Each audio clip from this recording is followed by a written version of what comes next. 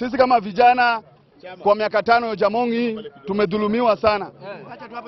Sisi kama vijana wa town hapa tumedhulumiwa sana, no town peke yake, Busia County mzima. Busia County mzima 30% ya vijana hawajapata. Vijana wamekuwa natumikiwa kwa njia mbaya huku wakipewa handout. Sisi tunataka mtu kiongozi mwenye atapewa tu miradi. Kiongozi mwenye atainua maisha ya vijana, sio kiongozi mwenye atabandika watu manini. Ako na area MCA Burumba Ward, mwenye amebandika vijana majina, na sisi uongozi kama hiyo ndio hatutaki. Vijana wanataka, sasa imefika wakati ya siasa, vijana wanataka siasa ya amani, tudumisha amani, tupige kampeni za amani, hatutaki viongozi wa kutumia vijana. Na tunasema uongozi wa Ojamong tumechoka nayo, na uongozi wa area MCA tumechoka nayo kama vijana. Kama vijana ile 30 Procurement Act iliyopitishwa kwamba tutakupata, hatujapata. Tunasema serikali ya His Excellency Sospita Odeke Ojamong imetutupa sana.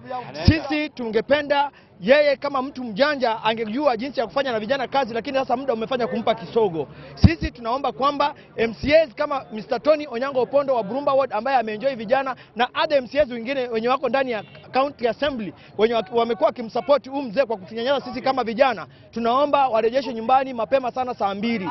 Mimi ni manamba wa stage hapa. Ojamong amefanya stage yetu iko na matope. Stage ni mbovu, anasema alitengeneza stage. Ati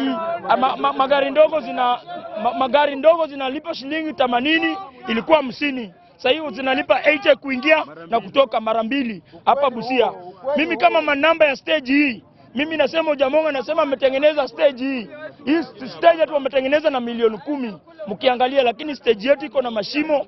Sisi mvua ikinyesha hapa hauwezi weka mzigo juu kwa sababu ya mvua, huwezi weka mzigo juu kwa sababu ya stage yetu vile iko na mashimo. Ukienda kama Luanda unapata stage ya Luanda ni mzuri. Ukienda stage ya Kakamega, Mumias, stage za huko ni mzuri. Sasa tunashindwa gavana wetu anafanya kazi gani?